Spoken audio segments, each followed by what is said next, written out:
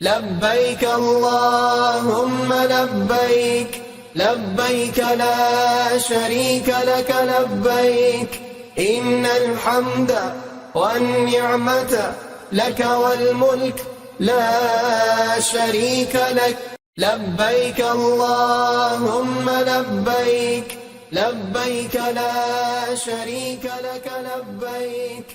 السلام علیکم ورحمۃ اللہ وبرکاتہ.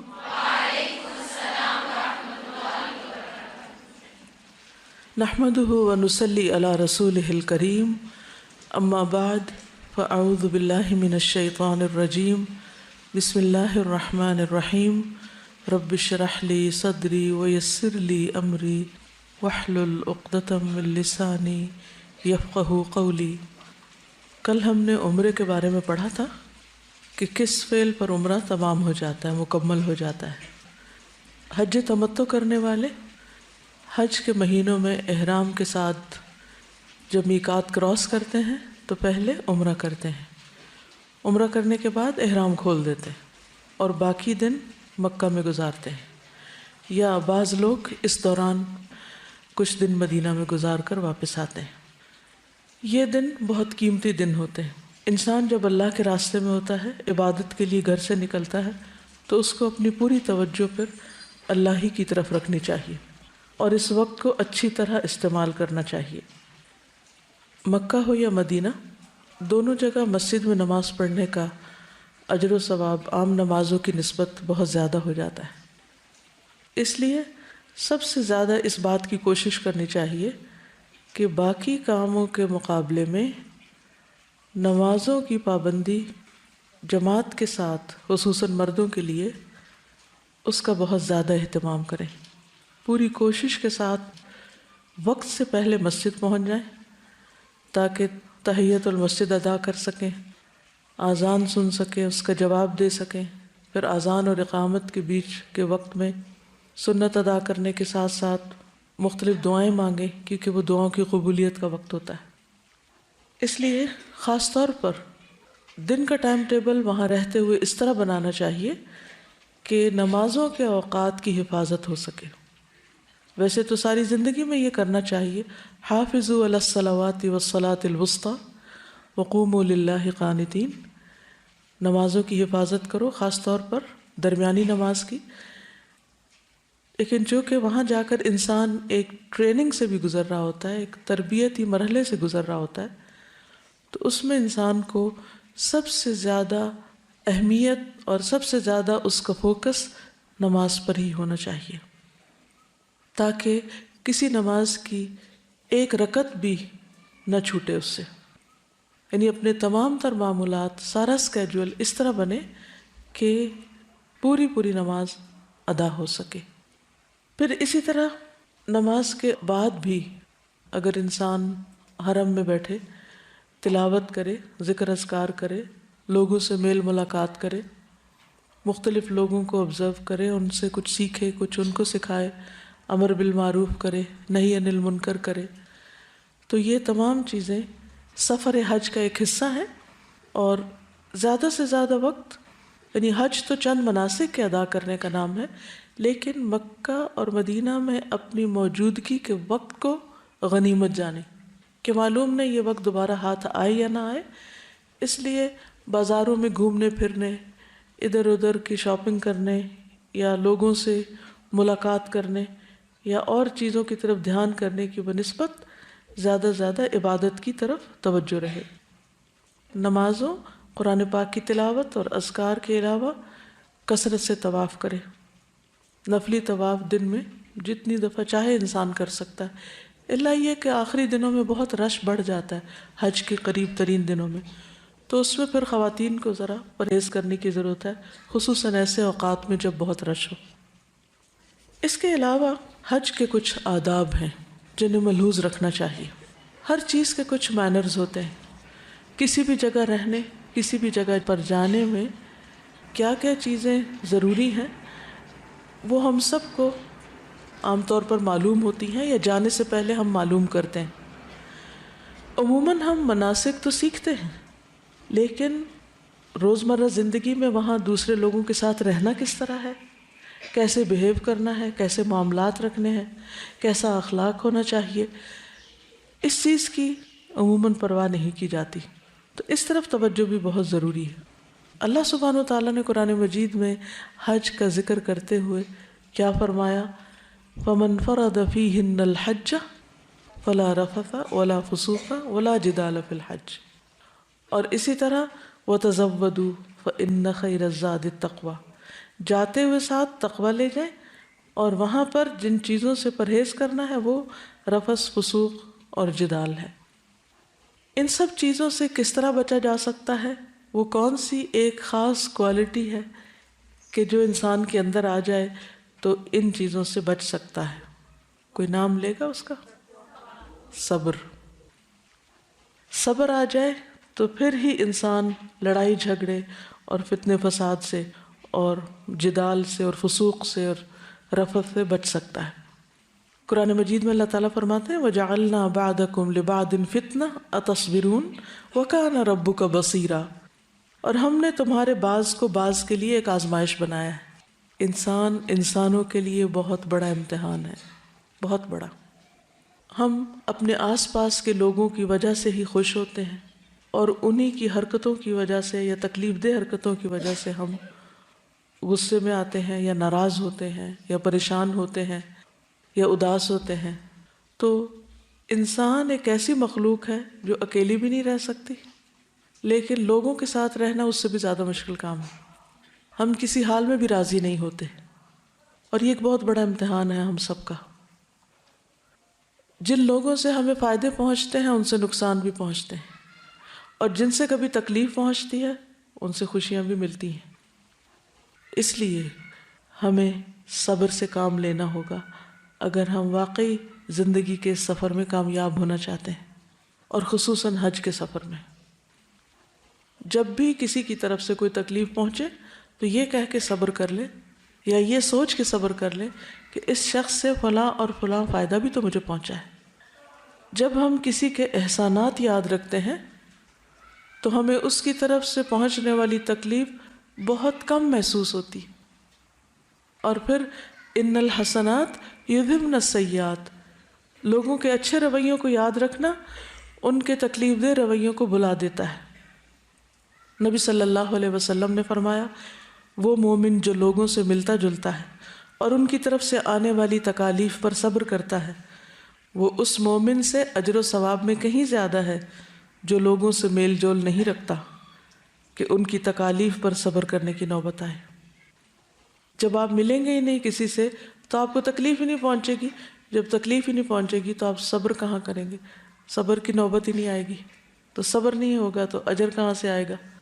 تو اس لیے اس اجر تک پہنچنے کے لیے لوگوں سے ملنا جلنا ضروری ہے. لوگوں کے علاوہ ہماری روزمرہ کی جو مشغولیات ہیں یا مصروفیات ہیں اور روزمرہ کے پروگرام کا لازمی حصہ وہ کھانا پینا ہوتا ہے، جو حج میں بھی جاری رہتا ہے. عام طور پر لوگ وہاں کھانے پینے کی شکایات کرتے نظر آتے ہیں یا تبصرہ کرتے رہتے ہیں کھانے پر. کھانے سے پہلے اس بات کی فکر لگی رہتی ہے کہ کہاں سے کھائیں گے، کیا کھائیں گے. جب کھانا سامنے آتا ہے تو کچھ اس وقت باتیں بناتے ہیں، کچھ کھانے کے بعد. کیا ہم ان تبصروں سے رک نہیں سکتے؟ رک سکتے ہیں اگر ہماری زندگی میں کوئی اعلیٰ مقاصد ہو. تو کیا کرنا چاہیے؟ صبر کے ساتھ ساتھ شکر. جو بھی ملے اسے کھا لیں اور شکر ادا کریں. حدیث میں آتا ہے اللہ تعالیٰ اس بندے سے خوش ہوتا ہے جو ایک لقمہ کھا کر اس پر اللہ کا شکر ادا کرے، یا ایک گھونٹ پیے اور اس پر اللہ کا شکر ادا کرے. تو کھا پی کر کیا کرنا چاہیے؟ شکر ادا کرنا چاہیے جو بھی ملے. اگرچہ یہ باتیں میں حج کی مناسبت سے کر رہی ہوں، لیکن ان کو آپ یہاں بھی استعمال کر سکتے ہیں، ان سے فائدہ اٹھا سکتے ہیں، خصوصاً اگر آپ ہاسٹل میں رہ رہے ہو.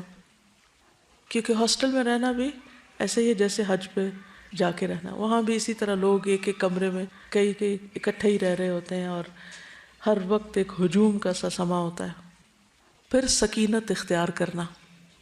نبی صلی اللہ علیہ وسلم نے عرفہ کے دن فرمایا ایھا الناس علیکم بالسکینۃ فإن البر لیس بالایداع صحیح بخاری۔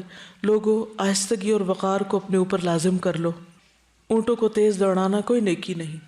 نہیں ہٹو بچو، شور ہنگامہ، پش کرنا، چیخنا چلانا، یہ مسلمان کے اخلاق کے منافی ہے۔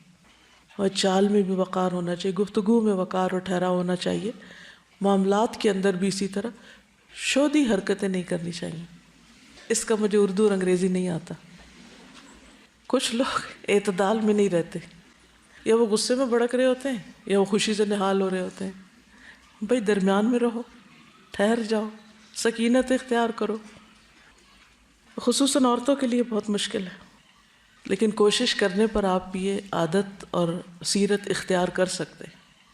آپ ہی میں کچھ لوگ میں دیکھتی ہوں کہ ان کے اندر ماشاءاللہ بے پناہ ٹھہراؤ ہوتا ہے۔ تو ایسے لوگوں کو دیکھا کریں کہ وہ کس طرح بات کر رہے ہیں، کس طرح چل رہے ہیں، کیا کر رہے ہیں، کیونکہ انسان دیکھ کر بہت کچھ سیکھ سکتا ہے۔ پھر اپنی ذات سے دوسروں کو سکون اور تسلی دینا۔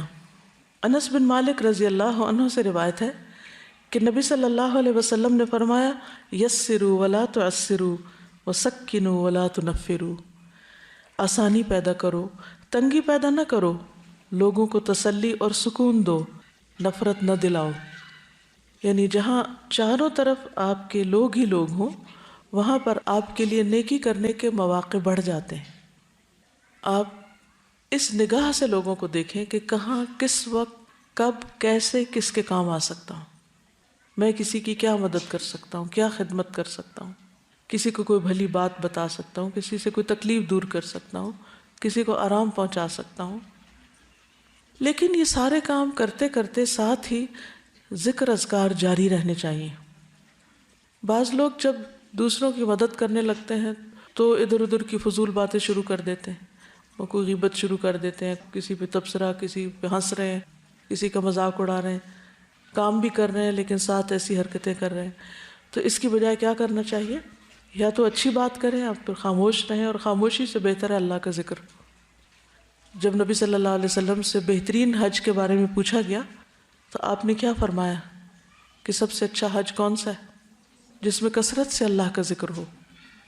رسول اللہ صلی اللہ علیہ وسلم نے فرمایا، خیر العمل ان تفارق الدنیا ولسانک رطب من ذکر اللہ، بہترین عمل یہ ہے کہ جب تو دنیا سے رخصت ہو تو تیری زبان اللہ کے ذکر سے تر ہو۔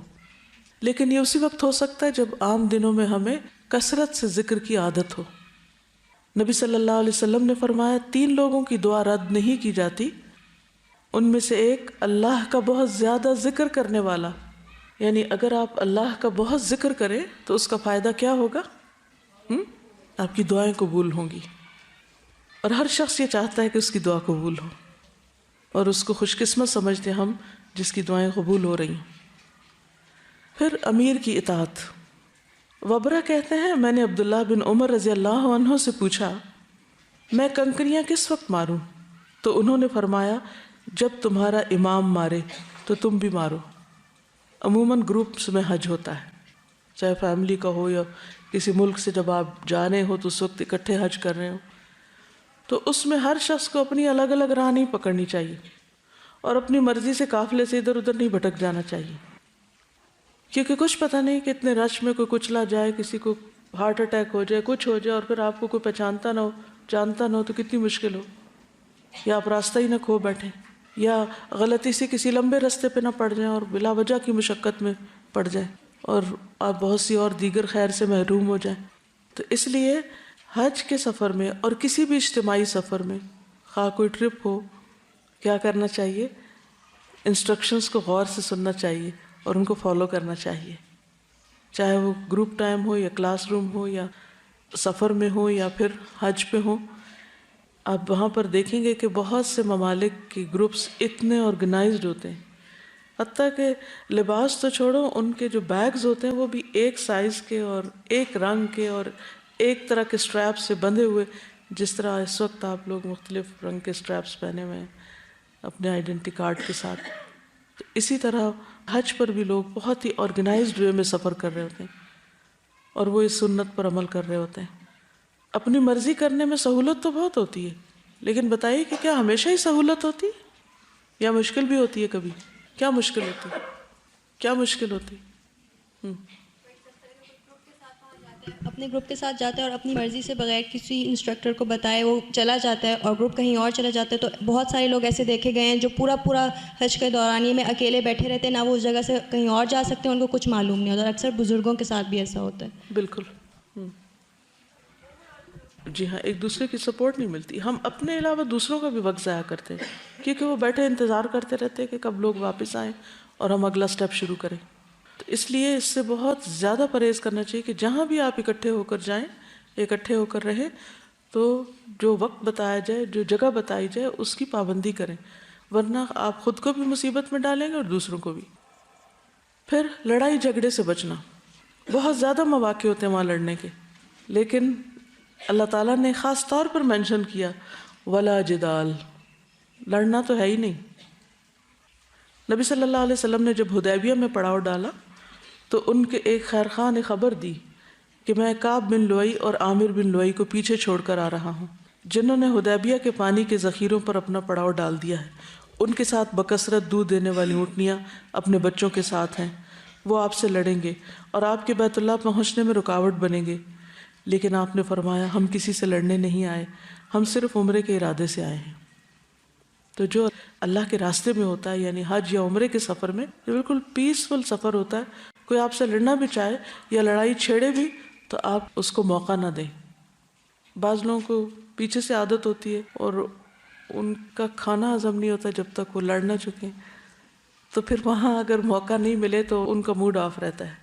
تو پھر جب پتہ ہو ایک شخص کی عادت کا کہ اس کو لڑنے کی عادت ہے اور اس سے آپ آرام سے بھی کوئی بات کریں گے تو لڑ کے ہی جواب دے گا، تو بس بات کو سمجھ لیں کہ اس نے لڑنا ہے، اور ایکسپیکٹ کیا کریں کہ میں سیدھی بات بھی کروں گے تو یہ الٹا جواب دے گا۔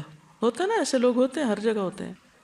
تو جب زندگی میں آپ لوگوں کے مزاج سمجھ جاتے ہیں تو آپ کو معاملہ کرنے میں بہت آسانی ہو جاتی ہے۔ جس چیز کو آپ ایکسپیکٹ کر رہے ہوتے جب وہ سامنے آ جاتی تو آپ کہتے ہیں تو نارمل ہے، سو واٹ، یہ تو ہونا ہی تھا۔ پہلے سے آپ انتظار میں ہوتے اچھا وہ کیا ہوتا ہے۔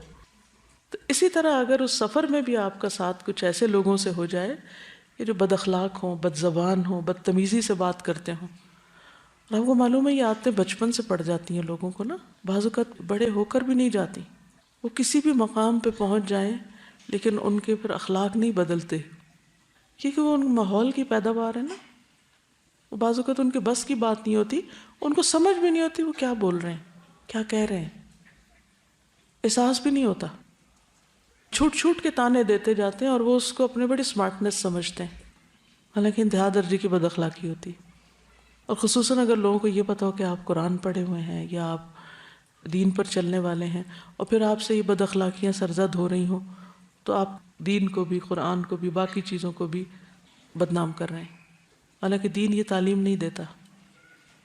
یہ لوگوں کے اپنے اخلاق، مزاج، ان کے خاندان، ان کے ماحول ہوتے ہیں جن کا وہ رنگ چڑھائے ہوئے ہوتے ہیں اپنے اوپر۔ تو جب کوئی لڑنے جا رہا ہو تو پھر کنارہ کشی کر لیں۔ مسور بن مخرمہ سے روایت ہے کہ رسول اللہ صلی اللہ علیہ وسلم صلح حدیبیہ کے موقع پر مکہ جا رہے تھے، ابھی آپ راستے میں تھے کہ آپ نے فرمایا خالد بن ولید قریش کے سواروں کے ساتھ ہماری نقل و حرکت کا اندازہ لگانے کے لیے مقام غمیم میں مقیم ہے، اس لیے تم لوگ داہنی طرف ہو جاؤ۔ بس اللہ کی قسم خالد کو ان کے متعلق کچھ بھی علم نہ ہو سکا، یعنی وہ پتہ چلانے کے لیے کس طرح مسلمان جا رہے ہیں وہ دیکھنا چاہتے تھے، تو نبی صلی اللہ علیہ وسلم نے رستہ ہی بدل دیا۔ جب آپ کو پتہ ہو کہ لڑنے والا وہ سامنے سے آ رہا ہے تو آپ کیا کریں؟ بہادری کا مظاہرہ کریں، آستینیں چڑھانے لگیں؟ نہیں، رستہ بدل دیں، لوگوں کے ساتھ اچھے اخلاق سے پیش آئیں۔ یعنی یہ تو اس صورت میں جب کوئی آپ سے لڑنے آ رہا ہو، لیکن آپ خود جب معاملہ کریں تو اچھی طرح کریں۔ حدیث میں آتا ہے جہاں کہیں بھی ہو اللہ سے ڈرو، برائی کے بعد بھلائی کرو تاکہ وہ اسے مٹا دے، اور لوگوں سے اچھے اخلاق سے پیش آؤ۔ ہم انسان ہیں، غلطی، کمی، کمزوری ہم سب سے ہو جاتی، لیکن اس کے بعد کوشش کریں کہ پھر اچھا سلوک کر لیں، حسن اخلاق سے معاملہ کر لیں۔ نبی صلی اللہ علیہ وسلم نے فرمایا تم میں سب سے بہتر وہ ہے جس سے خیر کی امید ہو، یعنی آپ جب اس سے بات کریں تو آپ کو یہ اطمینان ہو کہ اس شخص سے مجھے خیر ہی ملے گی، کوئی بھلائی ہی نصیب ہوگی، اور اس کے شر سے امن ہو، اور سب سے بدتر وہ ہے جس سے خیر کی توقع نہ ہو اور اس کے شر سے امن نہ ہو۔ پھر زبان کی حفاظت، اس پہ خصوصی دھیان دیں، اس کو لاک میں رکھیں، ناشکری کے جملے نہ بولے جو اللہ کی ناراضگی کا باعث ہوں۔ ابو ہریرہ فرماتے ہیں نبی صلی اللہ علیہ وسلم نے فرمایا بندہ ایک بات زبان سے نکالتا ہے اور اس کے بارے میں سوچتا نہیں، جس کی وجہ سے وہ دوزخ میں اتنی دور پھسل کے گرتا ہے جتنا مشرق و مغرب کے بیچ میں دوری۔ تو اس لیے بہت سوچ سمجھ کے بات کریں، اور اگر کوئی بات کر کے آپ کو خلش شروع ہو جائے تو استغفار کر لیں، اور آئندہ ان جملوں پر چیک رکھیں کہ پھر ایسی بات نہیں کریں گے۔ جب ہم کثرت سے ذکر کریں گے اور خاموش رہیں گے تو پھر ایسی نوبت ویسے ہی کم آئے گی۔ رسول اللہ صلی اللہ علیہ وسلم نے فرمایا اللہ اس بندے پر رحم فرمائے جو فائدہ مند بات کرتا ہے یا پھر خاموش رہ کر سلامت رہتا ہے۔ یعنی یہ نہیں کہ ایک مصنوعی خاموشی طاری کر لیں، جب ضرورت کے موقع پر بھی کوئی نہیں بولتا اس سے بھی دوسروں کو پریشانی لاحق ہوتی ہے، تو اس پریشانی سے بھی دوسرے کو بچانا چاہیے۔ تو اللہ تعالیٰ اس پہ رحم کرے جو فائدے کی بات کرے، یعنی فائدے کی بات کرنے والے پر اللہ کی رحمت ہے۔ یا پھر اگر نہیں ہے کوئی فائدے کی بات، کام کی بات، تو خاموشی اختیار کر کے سلامت رہیں۔ پھر نظروں کی حفاظت، کیونکہ حج کے لیے کثرت سے مرد اور کثرت سے عورتیں گئی ہوتی ہیں اور باہم اختلاط بھی بہت ہوتا ہے، اس لیے کوشش کریں کہ کسی نامحرم پر نظر نہ پڑے، یعنی آپ چلیں اس طرح کہ جیسے آپ کے آس پاس کوئی بھی نہیں، فوکس کریں اپنے منزل پہ، اپنے مقصد پہ۔ تو ہر ناجائز غیر ضروری چیز پہ فوکس نہ کریں، اس پہ توجہ نہ دیں، چیزیں نظروں سے آگے سے گزریں گی، لوگ گزرتے جائیں گے، نظر ٹھہرائے نہیں کسی پہ۔ میں نے ہر شخص کو یہ معلوم ہے کہ نظروں سے اگنور کرنا کیا ہوتا ہے، کس طرح انسان اپنی حفاظت کر سکتا ہے۔ لوگوں کے ہجوم میں، بھیڑ میں، جب چاروں طرف بھی مرد ہوں تو بھی آپ کو طریقہ آنا چاہیے کہ آپ نے اپنی نگاہ کی حفاظت کس طرح کرنی ہے۔ نبی صلی اللہ علیہ وسلم نے فرمایا، صحیح حدیث ہے، 3 افراد کی آنکھیں روز قیامت آگ کو نہیں دیکھیں گی، ان میں سے ایک وہ آنکھ ہے جس نے اللہ تعالیٰ کے حرام کردہ امور سے نظروں کی حفاظت کی، یعنی کسی کے سطر پہ نظر نہیں ڈالی، یا عورت مرد کے چہرے کو یا مرد عورت کے چہرے کو نہ دیکھے۔ تو جو اپنی نظروں کی حفاظت کرے گا اللہ سبحانہ و تعالیٰ قیامت کے دن اس کی حفاظت فرمائیں گے۔ پھر عمل بالمعروف اور نہی عن المنکر اور دعوت اللہ کا کام ساتھ ساتھ کرتے جانا۔ نبی صلی اللہ علیہ وسلم نے فرمایا جب لوگ گناہ کا کام ہوتے ہوئے دیکھیں اور اس سے نہ روکیں تو عنقریب ان سب کو اللہ کا عذاب گھیر لے گا۔ تو ہاتھ سے بھی روک سکتے ہیں، زبان سے بھی روک سکتے ہیں، اور مختلف طریقے سے سمجھا کے بھی لوگوں کو، ویسے کوئی لڑ رہا ہے تو اس کو بیچ میں صلح کرا دیں، کوئی اور چھلکا پھینک رہا ہے، پانی گرا رہا ہے، پانی بچے ضائع کر رہے ہوتے ہیں وہاں بیٹھ کے، بعض لوگ پانی ایک کپ میں پینا چاہیے 2 اکٹھے میں پینا شروع کر دیتے ہیں، پی کے نیچے پھینک دیتے ہیں، بہت سے غلط کام ہو رہے ہوتے ہیں۔ تو آپ ان کو اپنے عمل سے بھی بتا سکتے ہیں، خود آگے بڑھ کے ان چیزوں کو ٹھیک کر کے بھی، روک کے بھی۔ مثلا نبی صلی اللہ علیہ وسلم حج پہ جا رہے تھے، ایک عورت نے آپ کو راستے میں روک کر ایک سوال کیا، اس کے پاس بچہ تھا، اس نے آگے بڑھا اور کہا یا رسول اللہ کیا اس پر بھی حج ہے؟ تو آپ نے فرمایا نہیں، اور آپ نے یہ بھی بتایا کہ اگر تم اس بچے کو حج کراؤ گی تو تمہارے لیے اس کا اجر ہے، فرض نہیں ہے بچے پہ، لیکن اگر بچہ ماں کے ساتھ حج کرتا ہے تو ماں کو اجر ملے گا اس کا، تو ایک نہیں 2 حج ہو جائیں گے ایک ہی سفر میں۔ پھر اللہ کی راہ میں کثرت سے خرچ کرنا، فی سبیل اللہ خرچ کرنا، کیا اجر ہے اس کا معلوم ہے آپ کو؟ مثل الذین ينفقون اموالهم فی سبیل اللہ، تو حج کیا ہے؟ فی سبیل اللہ سفر ہے، تو ساتھیوں پہ خرچ کرنا، وہاں کے لوگوں پہ خرچ کرنا، کسی بھی اعتبار سے کسی کو فائدہ پہنچانے کے لیے، یہ کوئی صدقہ خیرات نہیں، ویسے ہی خوش دلی کے ساتھ خیر اور بھلائی کے کاموں میں خرچ کرنا، اس کا اجر بہت زیادہ ہے، عام خرچ کرنے سے بھی زیادہ ہے۔ اس کو مثال کیا ہے قرآن مجید میں؟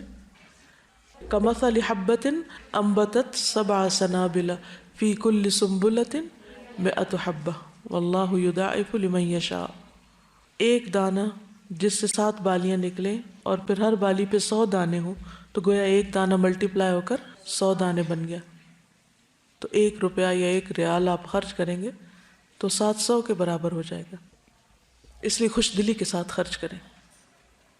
عبداللہ بن عمر سے روایت ہے کہ رسول اللہ صلی اللہ علیہ وسلم نے فرمایا، اللہ تعالیٰ اپنے بندوں کو نفع پہنچانے کے لیے کچھ لوگوں کو بطور خاص نعمتیں عطا کرتا ہے، اگر وہ خرچ کرتے رہیں تو وہ انعامات برقرار رہتے ہیں، اور اگر وہ رک جائیں تو وہ ان سے سلب کر کے دوسروں کو دے دیتا ہے۔ کیا مطلب ہے اس کا؟ کیا سمجھ آیا؟ جی، باقیوں کو دے، یعنی کچھ لوگوں کے پاس جو دوسروں کے مقابلے میں زیادہ ہے، اب فوراً سوچیں میرے پاس دوسروں کے مقابلے میں کیا زیادہ ہے، کچھ بھی جو سوچ سکیں آپ، کوئی سکل، کوئی نالج، کوئی مال، کوئی ٹائم، انرجی، طاقت، کوئی بھی چیز، وہ اللہ نے آپ کو اس لیے دی ہے تاکہ آپ دوسروں کو دے سکیں، آپ دوسروں کو دیں، کیونکہ اللہ تعالیٰ ان ساری نعمتوں کو درختوں کے ساتھ نہیں لٹکاتے، کچھ تو لٹکا دی ہیں لیکن ساری چیزیں درختوں کے ساتھ نہیں لٹک سکتی، وہ بندوں کے ساتھ لٹکی ہوئی ہیں۔ جو مومن ہوتے ہیں نا، شجرہ طیبہ، تو ان اللہ کے نیک بندوں کے ساتھ وہ نعمتیں لٹک رہی ہیں۔ اب ان کا کیا فرض بنتا ہے کہ وہ اپنے پھلوں سے دوسروں کو فائدہ پہنچائیں۔ تو یہ اللہ نے آپ کو یہ پھل اس لیے دیے، یہ بہاریں اس لیے لگائی ہیں آپ کو تاکہ آپ سے دوسرے فائدہ اٹھائیں۔ اگر آپ دوسروں پہ خرچ کرتے جاتے ہیں تو کیا ہوگا؟ آپ کو اللہ اور دیتا جائے گا، اور سپلائی آتی جائے گی، آتی جائے گی، آتی جائے گی، اور زیادہ بڑھا دے گا۔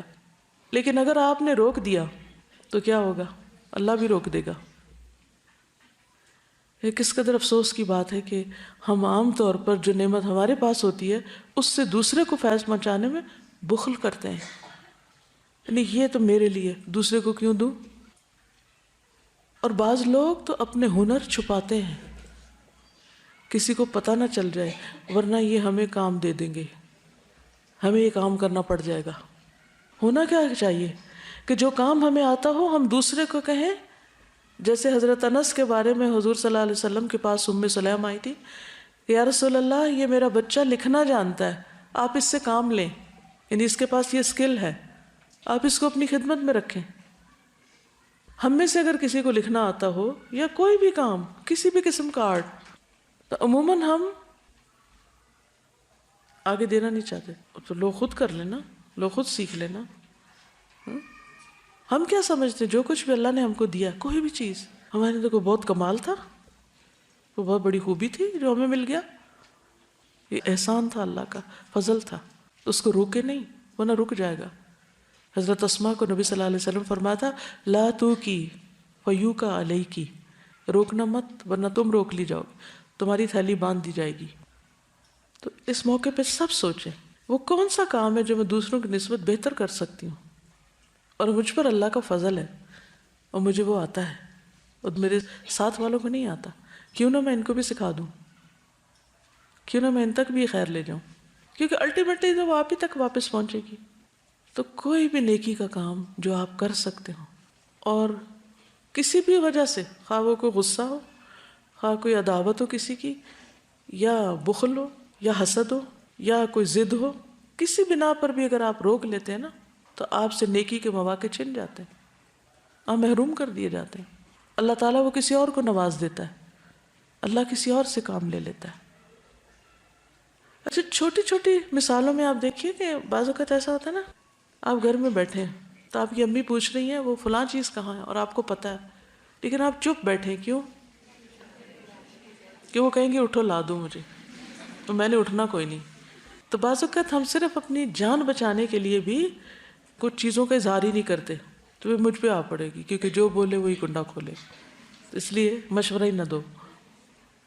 پھر دوسرے حجاج کی مدد کرنے میں کیا کیا ہو سکتا ہے، مثلا ان کا سامان اٹھانے یا رکھنے میں مدد دینا۔ نبی صلی اللہ علیہ وسلم نے فرمایا، جس نے کسی مسلمان سے دنیا کا کوئی دکھ دور کیا، اللہ عز و جل اس سے قیامت کے روز کا کوئی دکھ دور کر دے گا، اور جس نے کسی مشکل میں پڑے شخص کے لیے آسانی کی، اللہ تعالیٰ اس کے لیے دنیا اور آخرت میں آسانی کرے گا، اور جس نے کسی مسلمان کی پردہ پوشی کی، اللہ تعالیٰ دنیا اور آخرت میں اس کی پردہ پوشی کرے گا۔ اللہ تعالیٰ اس وقت تک بندے کی مدد میں رہتا ہے جب تک کہ بندہ اپنے بھائی کی مدد میں رہے۔ پھر شاعر اللہ کی تعظیم کرنا، شاعر اللہ کی تعظیم کرنا، یہ بھی حج کے آداب میں سے ہے۔ وَمَن يُعَظِّمْ شَعَائِرَ اللَّهِ فَإِنَّهَا مِن تَقْوَى الْقُلُوبِ۔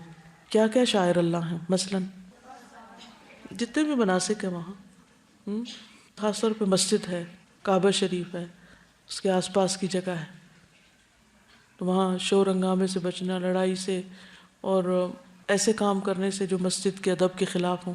بعض لوگ وہاں کوڑا بکھیر دیتے ہیں، صفائی کا لحاظ نہیں رکھتے، کعبہ کی طرف وہاں بھی پاؤں کر کے لیٹ جاتے ہیں، قرآن مجید نیچے رکھ دیتے ہیں. تو یہ ساری چیزیں جو ہیں یہ ناپسندیدہ ہیں. پھر یہ کہ اپنے آپ کو بیکار چیزوں سے دور رکھنا، بیکار گفتگو، بیکار کام، غیر ضروری مصروفیات، کیونکہ گنتی کے چند دن ہیں، یہ بھی ان سے پورا فائدہ اٹھانا چاہیے. اور ویسے بھی انسان کے اسلام کی خوبی یہ ہے کہ وہ بیکار کاموں کو چھوڑ دے. پھر دوسروں کی ضروریات کا خیال رکھنا، کسی کو پانی پلا دینا، کسی کو کھانا لا کر دے دینا. کچھ لوگ چائے پینے کے عادی ہوتے ہیں، بزرگ لوگ، ان کے لیے چائے لا کر دینا، یا اگر پکانے کی جگہ ہے تو پکا کر سب کو سرو کر دینا. ایک گروپ کے اندر ینگ لوگ ہوتے ہیں، کوئی بڑے عمر کے ہوتے ہیں، کوئی بہت صحت مند ہوتے ہیں، کوئی بیمار ہوتے ہیں. تو آپ اپنا مقام دیکھ لیجئے کہ آپ کہاں ہیں اور آپ کتنی نیکی کما سکتے ہیں. تو اس اعتبار سے دوسروں کے ساتھ جتنی بھی ان کی خدمت، ان کی مدد آپ کر سکتے ہو کریں، لیکن ساتھ ساتھ نیت ضرور قابو میں رکھیں. پیپل پلیزر نہ بن جائیں کہ لوگ کہیں گے واہ بھائی واہ، فلاں تو بہت اچھی ہے، اس نے تو اتنی خدمت کی حج کے سفر میں کہ بس ہمیں بھولتا ہی نہیں. یہ تمغہ لینے کے لیے نہیں کریں. جب شیطان دل میں یہ وسوسہ ڈالے تو فوراً اپنے آپ کو سنبھالیں کہ نہیں، مجھے تو اللہ کی رضا چاہیے. اس سے فائدہ کیا ہوگا کہ آپ اعتدال میں رہیں گے. نہ تو آپ تعریف کے انتظار میں رہیں گے، اور نہ تعریف آپ کو فیول بنے گی کہ وہ تعریف کو فیول پڑے تو آپ چلیں. آپ چلتے رہیں گے، حتیٰ کہ جب لوگ تعریف نہیں کریں گے یا بعض اوقات تعریف کے بجائے تنقید کریں گے تو بھی آپ اپنا کام کرتے رہیں گے، کیونکہ آپ کو پتہ ہے کہ آپ اللہ کے لیے کر رہے ہیں، ان کے لیے تو کر ہی نہیں رہے تھے. پھر یہ ہے کہ اس راستے میں جو تکلیفیں ہیں ان کا ذکر نہ کریں اور ان کو بہت زیادہ بار بار دہرائیں نہیں، کیونکہ مومن کو تو عام حالات میں اگر ایک کانٹا بھی چپ جاتا ہے تو اس پر بھی اجر ہے. اور یہ تو اللہ کے راستے کا سفر ہے، کیونکہ شکوہ کس سے کر رہے ہیں کہ اللہ تیرے راستے میں یہ اور یہ مشکل پیش آئی. نہیں، نادانی میں بھی ایسی باتیں نہ کریں، کیونکہ جو مسلمان جب اس کو دنیا میں کوئی کانٹا بھی چبھے اور اس پر وہ ثواب کی نیت سے صبر کرے تو اس وجہ سے اللہ تعالیٰ قیامت کے دن اس کے گناہ معاف کر دیں گے. تو ہائے ہائے نہیں بچائے رکھنا چاہیے. پھر اسی طرح اگر بیمار ہو جائیں حج کے سفر میں، علاج دوا کے ساتھ ساتھ اپنے ساتھیوں کو، آس پاس کے لوگوں کو تنگ نہ کریں، پریشان نہ کریں. بخار بھی چڑھے تو جسم سے اس طرح گناہ جھڑتے ہیں جیسے سوکھے پتے درخت سے جھڑتے ہیں. تو یہ سارے گناہوں کو جھاڑنے کے طریقے ہوتے ہیں، تو اس کا بھی بہت ذکر نہ کریں. پھر دوسروں میں صلح کروانا. بعض اوقات آپ کے گروپ میں 2 لوگ آپس میں لڑ بیٹھتے ہیں اور وہ بولنا چالنا چھوڑ دیتے ہیں. تو صلح کرانا کتنی بڑی نیکی ہے. نماز، روزے، حج، زکوٰۃ سے بھی بڑی، اجر و ثواب میں بڑھ جاتی. کیونکہ ہوتا یہ ہے کہ جب 2 لوگوں کی لڑائی ہو جاتی ہے یا آپس میں کوئی مس انڈرسٹینڈنگ ہوتی ہے، پھر آپ کو غیبت بھی سننی پڑتی ہے اور بدگمانیاں بھی بعض اوقات آپ کے دل میں آ جاتی ہیں اور بعض اوقات دوسروں کو آپ بلٹل کرنے لگتے ہیں. تو بہتر ہے کہ جلد از جلد ان کی دوستی کرا دی جائے. اس سے انشاءاللہ تعالیٰ آپ کے حج کا سفر جو ہے وہ خوشی سے گزرے گا. لبیک اللہم لبیک لبیک لا شریک لک لبیک